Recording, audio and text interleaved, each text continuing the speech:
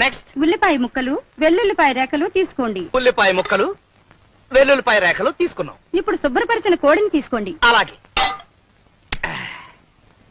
తీసా. ఏంటమ్మా చలేస్తుందా? ఒక్క నిమిషం ఆగు.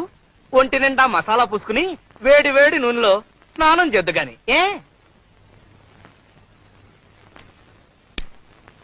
క్రమ పద్ధతిలో చేస్తే ఆరోగ్యం చక్కగా ఉంటుంది.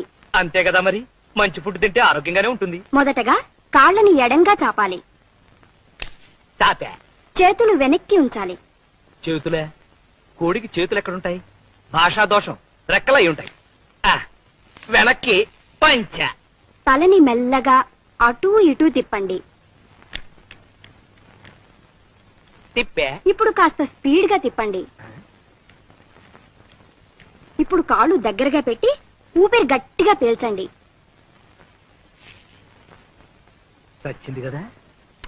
మన ఊపిరి అయి ఉంటుంది. మెల్లగా ఊపిరి వదలండి. ఇప్పుడు తల కిందకి పెట్టి కాళ్ళని పైకి లేపండి. తల కిందకి, కాళ్ళు పైకి లేపిన కాళ్ళని మెల్లగా అటూ ఇటూ ఊపండి. ముందుకి వెనక్కి, ముందుకి వెనక్కి. ఇప్పుడు మీ ముందు గుమగుమలాడే చికెన్ చిక్ముక్